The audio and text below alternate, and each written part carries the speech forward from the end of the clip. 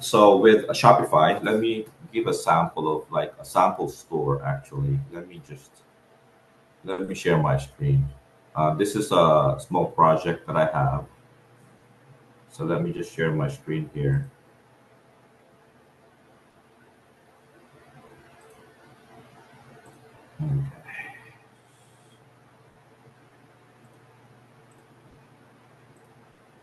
Okay, you guys seeing my screen? Yes. Okay, so this is a project that I have. It's it's for front door mats. So the site I have, the domain is funny frontdoormats.com.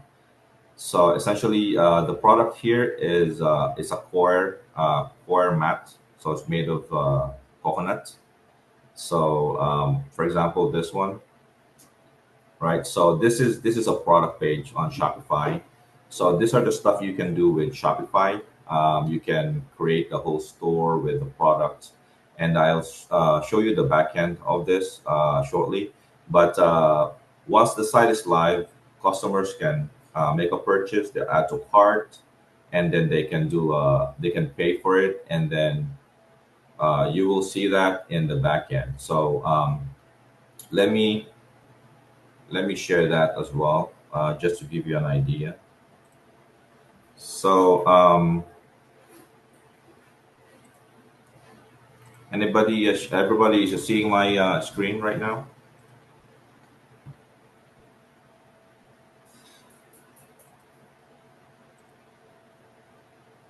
Are you guys able to see my screen? Yeah. Okay, Yes. thank you. Yeah, Yes. so this is a basic backend of Shopify. So the order tab is where you're gonna see orders. So this is like an order that I manually tested. So it's canceled right now, but this is where the orders are gonna come through in your Shopify store if you have one. And so um, with regard to technology, right? There's inventory management. So if you have products, like I'm going to the product tab just to give you an example. So inventory management is done by Shopify. So essentially, you will upload this one. There's no inventory right now, but um, for the product, essentially the inventory will be within the product listings, and so this is managed by Shopify. And so whenever there's a sale, it deducts from the inventory, and then you see the order, and then you can process and ship that out. um, Anybody have a question with regard to a product inventory? Like that's something that you have if you have a physical product like Armand had. He had the product, and so he have a count. If maybe he had like 20 of the drinks, and then so whenever someone buys, then the transaction is done, and so the inventory is updated essentially, and that's typically how the inventory management works. Anybody have a question at the moment regarding inventory? Yeah, I have a Yes. question. Uh-huh. Will you ever see these products? Will you ever be like, are you like monitoring it? Is it all like digital? You're just gonna get like the money and stuff? Are you asking about the payment or the No, inventory? in terms of the doormats, like, will you ever Mm. see them in person, or are they just literally they're just getting sold? You just Oh, like to. well, my business model that I've set this up for, Mhm. this goes about talks about basically this is a private label type drop shipping version. Sure. So the supplier is from Canada. So Mhm. when I make a purchase, when a customer purchases from the store, the order I have to place the order. They don't have automation yet, but I can manually place the order to them, and then they're gonna ship it directly to the customer. So Sure. that's also blind shipping. They will not see that my manufacturer is the one like with the manufacturer's information. They will see it's from funnyfrontdoormats.com. John, can I just interrupt you here, please? Yeah, I'd go request all ahead. of you to, raise your hand through Zoom and so that it's clearer, because since the screen is being shared, so I can't see all of you together. And also, John, can we ask them to order something, maybe place a dummy order to you on Shopify right now, as you are telling them about the product? I can do a manual test within the store, Yeah. just to show like how the order will look like. Um, this store isn't live at the moment. You can see the store with a storefront password. I can do a manual order within, just so you guys can see how that would look inside the dashboard, if that would be something that you guys wanted to see. We can definitely do that. Um, Sir, Sir Bhagya, you want to ask a question? Yeah, I just wanted to ask about the inventory. uh-huh. Here, do we get to update the inventory? Like, suppose we have 10 products prepared right now, but we didn't expect that they would oversell or get over ordered. So suppose 15 people ordered it and we have only 10. Mhm. So can we update our inventory time to time? Yeah, so you can. So there's two things that happens, right? So if you have a product and you have 10 physically with you, um, you can specify the 10 in the product listing, and so when that sells, nobody can purchase anymore. That is if you set up your listing to not continue selling. So basically, if it reaches zero, the system is not going to allow the purchase from the 11th customer, right? It will show a zero, and because you set it as not to keep selling. Because in Shopify, let me show that to you. Um, I'll show my screen, and so you can see what I mean. Give me a second. Okay. Here we have our product. So I'm gonna click on one of the products. So this is the back end of the product. So you have the title, you have the listings, the product description, the image, the price. So if you go here, right here it says not tracked. So because this is private label, essentially have a drop ship. So they have unlimited amount of inventory. So they don't have to track it. But when you have this as tracked, it's gonna show as it's gonna give you the option to if you want to keep selling even when the quantity goes to zero. Okay. Any other questions? All right. Okay, and no more questions, guys. Just ask me questions so I'm able to share experiences and then what I know. Yeah, Mishti has a question. Mishti, you've raised your hand. Yeah, so basically what happens when the 11th customer tries to buy the same thing, Mhm. it would show as not It- available or as sold out. Exactly. So if your setting says don't continue stop selling when it's out of stock, the customer will see it as not available. So it's gonna show if the add to cart button is there as green when there's inventory. When it's out of stock, it's gonna be typically gonna be grayed out, so they won't be able to add the product to the cart. That's what happens. Alia also has a question. Alia? Uh huh. Yes, I was actually not there. So what exactly is Shopify, if you could just describe it in two sentences? Okay, Shopify is a platform that helps you, for example, as an entrepreneur, to be able to accommodate the sales and get the money. So it's just a platform that helps you. It's kind of like imagine Amazon. Imagine you own Amazon, right? So Amazon is that website that helps Jeff Bezos to have that transaction. So Shopify, you can have your own store, and then You can set it up wherein you have your own products and people can see it online. They make a purchase and you get the money, and so that's how Shopify works essentially. It's a platform that gives you the ability to sell online. Is that Okay, thank you. clear, Yeah, Aliyah? thank you. It makes sense. Okay, you're welcome. Sarvagya Anyone again. else? Sarvagya, quick question, please. Yeah, Then we proceed. yeah, it's very quick. Actually, I'm very sorry. I just wanted to ask a follow-up. What if the item is not tracked and it gets overordered? You see, Okay. Uh, you have a store, you have only 5 items, but 10 people ordered it as it is not tracked, and the system can't say that not available. okay. Sarvagya, the way it's typically set up in e-commerce when you're not tracking the item is when you are set up as a dropship store. The manufacturer has like thousands of them. It's almost close to the possibility that they're gonna run out. That's the only time it's set up. So if you have inventory, that's not suggested setup. You have to put the number of items so that you don't oversell.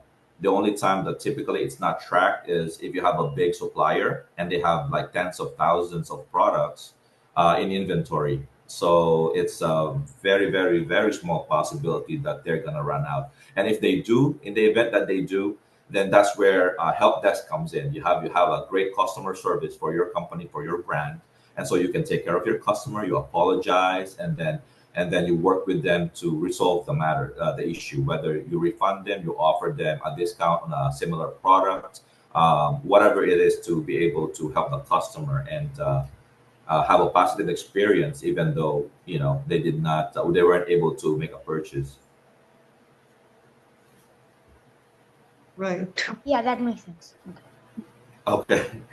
Okay, so as we move on, the next on Shopify is payment gateway. So if you sell something as a business person, like as an entrepreneur, you want to get paid, right? Because you have expenses, you have to pay for the product, you have to pay for, if you have employees, you have to get them paid, you have taxes and all that stuff. So payment gateways, you probably heard of PayPal. PayPal is one. There's a company called Stripe, and then for Shopify, they have their own Shopify payments. So they basically help you with the transaction. So if someone pays using a credit card, then they help with that transaction. And then Shopify payment is the one who's gonna send you your payout. Basically, whatever orders are cleared, you have shipped the order. They're gonna send you the money less the fees of Shopify, and then so you get your money in your bank. So that's payment gateway. Anybody have a question regarding payment gateways?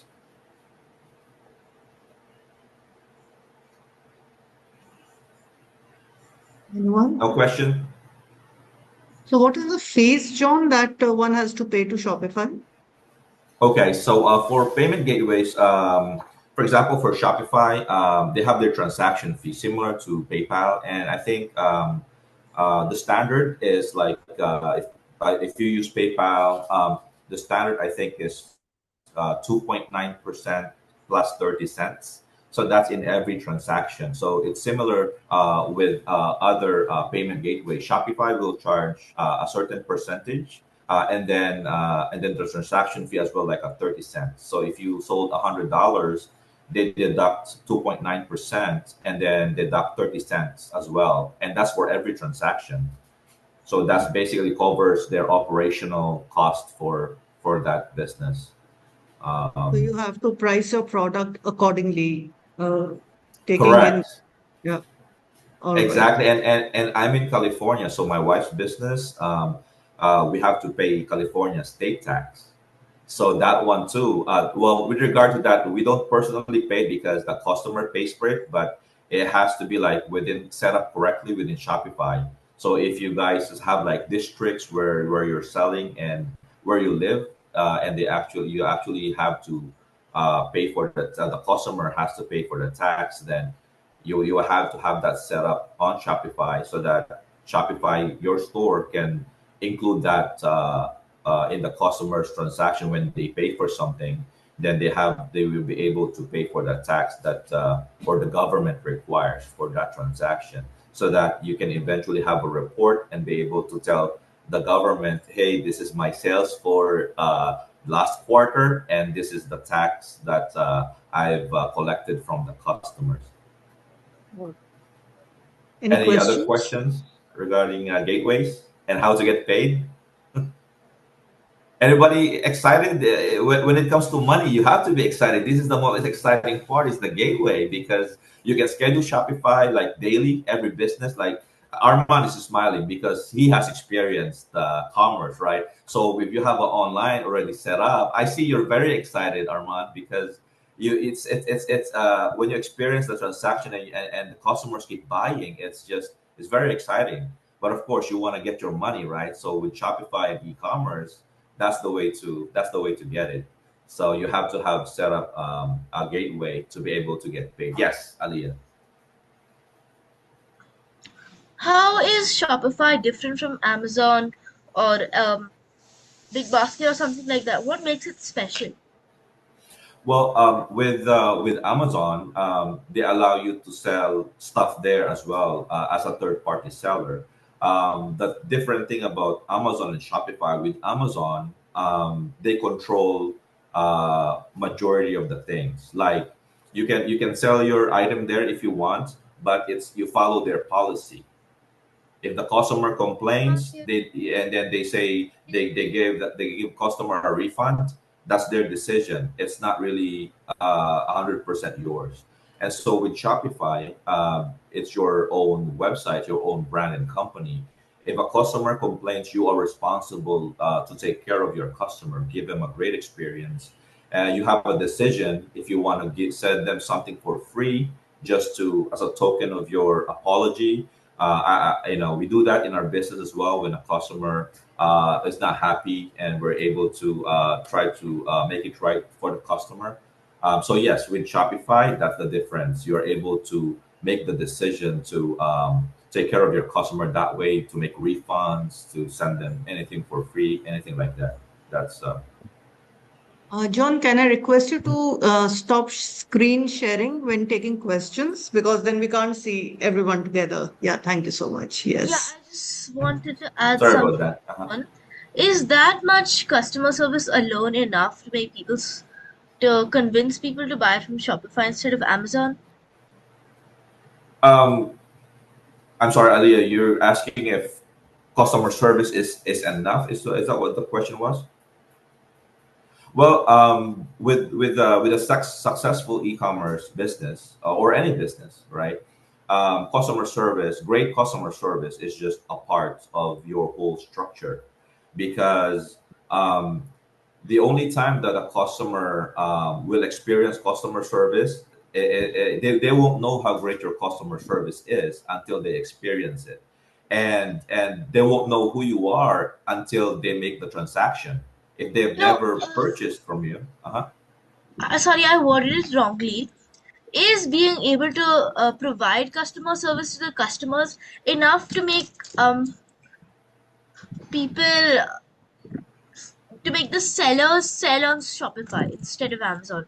That's what I meant. I'm sorry, I worded my question wrongly.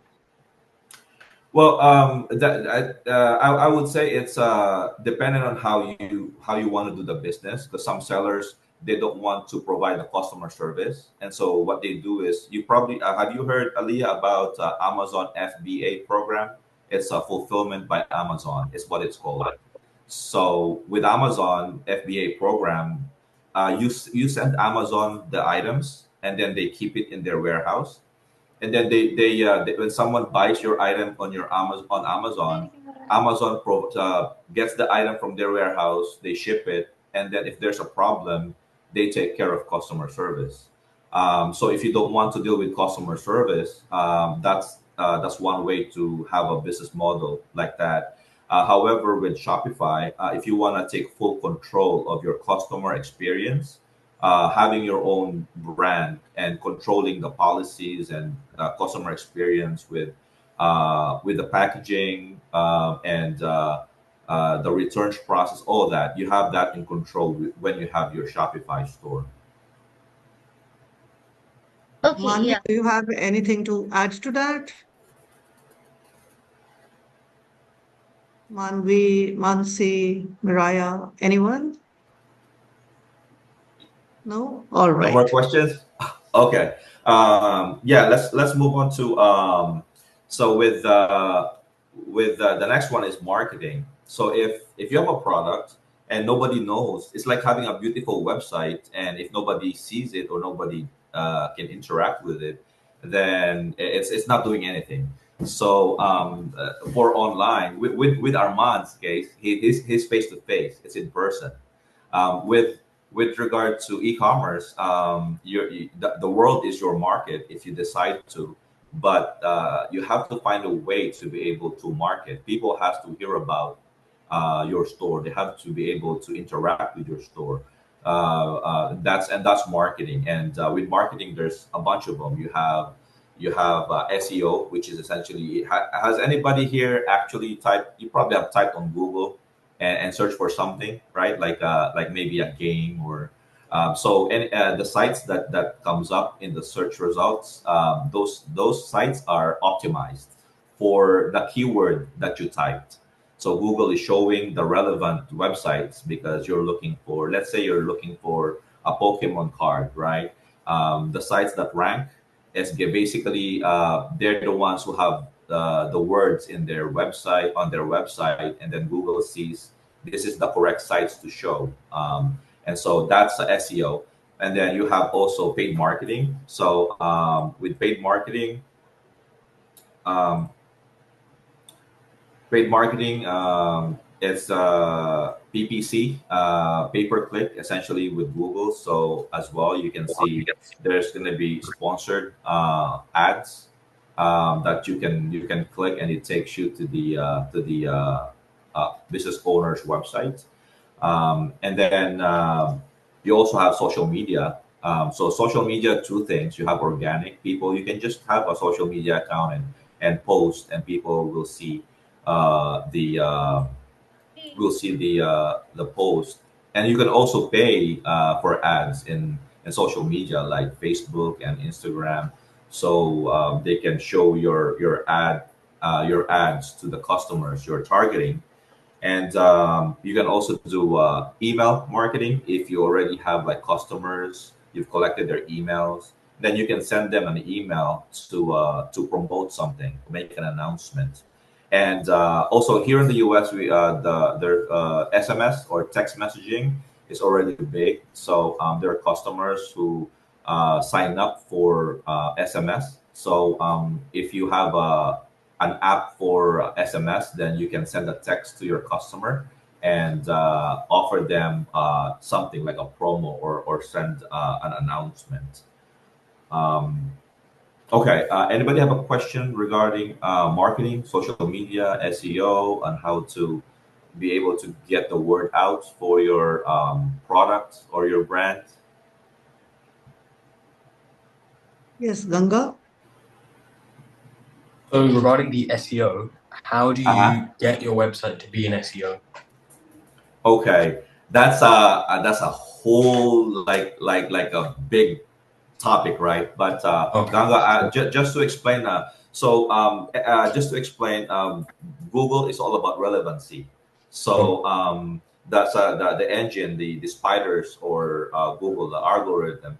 They scan your site. So if your site is about bicycles, right, but then you type in a lot of words there, and you try to put there like Pokemon cards, the Google crawl, the spiders will be confused, and at that time, they might show you rank for keywords that's not related for your product. But nowadays, it's very good. So even if you type in their keywords that are not related, Google is just not gonna show you. So for you to, let's say, okay, if you have a business idea right now, Ganga, what products would you be selling? Let's say you want to sell something right now. I'd sell chili oil. Chili oil. Yeah. Okay. So with chili oil, right? So if you're selling chili oil and you have a brand, so to optimize it on Google, your product will have like on Shopify a product description, right? So you're gonna put there a lot of the descriptions about the chili oil, and you have your specific words there, chili oil or whatever, whatever is related to the item. So, but of course, you also don't want it to sound robotic. You want it to be human in terms of when you read something, it reads good. And so that is, you have to include it in the title, you have to include it in the product description, and so that's only a small part, and it's called on-page optimization. Whatever you can change on your website, so that helps Google basically read what the product is about and be able to show it. So it's basically about, to get a optimum SEO, you have to pick the correct keywords that Google would like when you type in, for example, chili oil Dubai or something. Keywords That's a part. that. Yeah. That's a part of it, correct. Oh. But depending on the market, it can be a very competitive keyword. So it can take you 2 years to be on the first page of Google. So, and then there's the outside part of it, which is link building, blog writing. You have to get articles to link to your store and all that stuff. So, Agreed. Yeah, 100%. okay, Miraya has a question. go ahead. Yeah, in relation to this, like if your main source of, like you said, you include keywords in your website and then Google. So a platform like Google now, that's it's searching so many sources. Like we take chili oil, for example. There could be a lot of websites that are talking about the benefits of chili oil, how to make chili oil. So like, do you have to pay a certain price or something? Because there's even if you include a lot of the keywords, like there's research sites and all which will have those too. So how do you ensure that your website does come? Okay, so you can pay not for the SEO part. Google will always show you the organic. We call it organic search results. So those are authority sites or sites that Google sees that are authority about the topic. So they're gonna show it, it's gonna show all those sites. With regard to pay, you can use Google Ads. So basically, you pay Google and then you write your ad. You have a title, the copy for the ad, and then that's what you show on the search result as well. But those are what you call sponsored ads. So yes, you don't have to spend 2 years to rank on chili oil per se if it's very competitive. You can pay. That's what we call PPC, Miraya. It's called pay per click. So if you're advertising and someone clicks on the ad for that ad, Google is going to charge you for that click. It doesn't matter if the person who clicked actually makes a purchase. So it can be very expensive pretty quickly. So you also have to be deliberate and know that you're using the correct keywords to drive people to your store.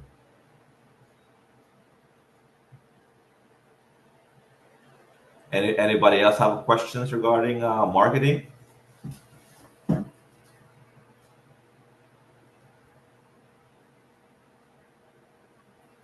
Simran, I think you're on mute.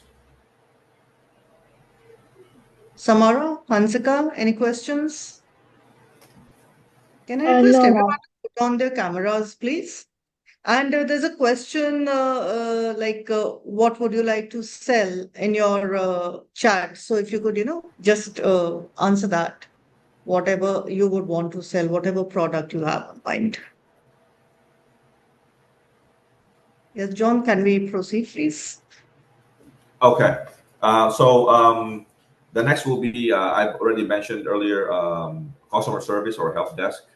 So that's part of having a good business or e-commerce business. You would have to have a way of taking care of your customers. So the experience, even if they get disappointed, if you have a great customer service in place, then you would be able to take care of the customer, have a great experience, even though they were disappointed on your store, it's not available, and all that. So with regard to help desk, few things you can do. You have to have FAQ, for example. Well, a customer goes to your site, and then they can have like basic questions that they can find on your website. Typical questions like how fast is the shipping, You know, do you offer free shipping? Do you have a phone number if you're not showing it? But essentially, with customer service, the stuff you need to have, I would say you have to have a phone number, you have to have an email, and nowadays, usual you have to have a chat support, and then some websites will rely on automation when they have chatbots to answer basic questions. But depends on how you want to configure customer service. I am personally not a fan of chatbots because I don't enjoy them while I'm on the site as a customer. So I prefer to do live chat. I enjoy communicating with a live person instead of automatic reply from a bot. So that's the things that you need to have on your website or e-commerce. If you have Shopify, you have to show it on your contact us page. You have to have a phone number, and so the customer, if they have any questions at all, they can reach out. They have complaints, they can reach out. They have questions regarding returns, they can reach out.